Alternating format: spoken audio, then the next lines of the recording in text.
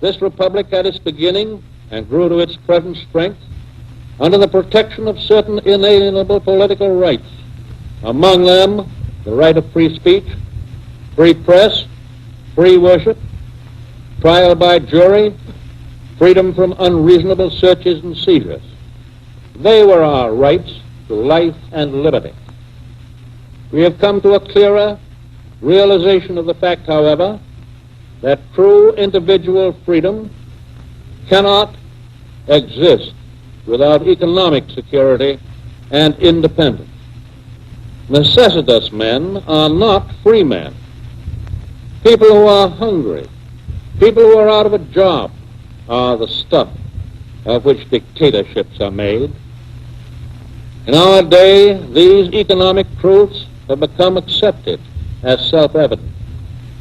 We have accepted, so to speak, a second Bill of Rights, under which a new basis of security and prosperity can be established for all, regardless of station or race or creed. Among these are the right to a useful and remunerative job in the industries, or shops, or farms, or mines of the nation. The right to earn enough to provide adequate food and clothing and recreation. The right of farmers to raise and sell their products at a return which will give them and their families a decent living. The right of every businessman, large and small, to trade in an atmosphere of freedom from unfair competition and domination by monopolies at home or abroad. The right of every family to a decent home.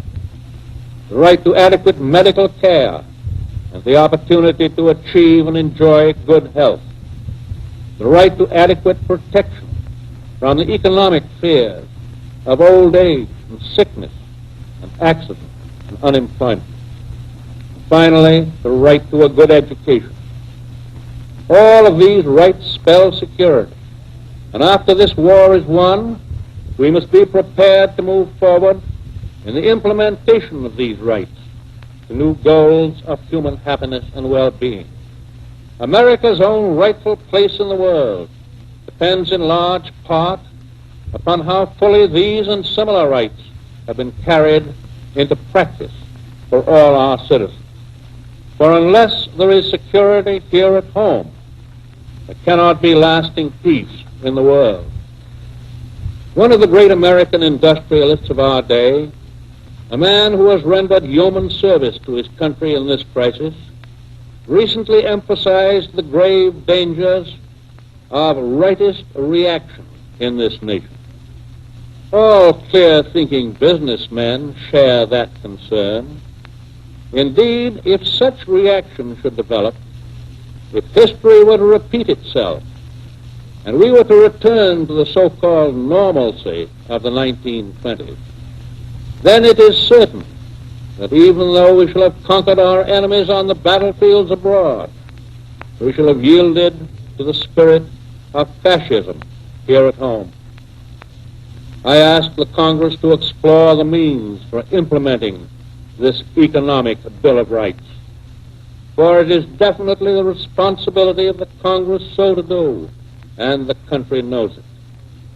Many of these problems are already before committees of the Congress in the form of proposed legislation. I shall from time to time communicate with the Congress with respect to these and further proposals.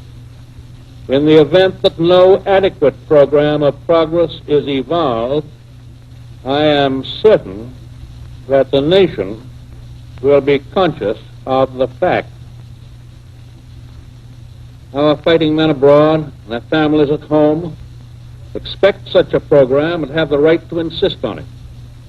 It is to their demands that this government should pay heed, rather than to the whining demands of selfish pressure groups who seek to feather their nests while young Americans are dying. I have often said that there are no two fronts for America in this war. There is only one front.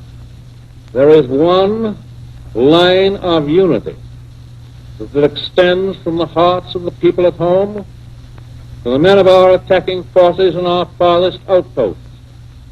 When we speak of our total effort, we speak of the factory and the field and the mine, as well as the battlefield. We speak of the soldier and the civilian, the citizen and his government.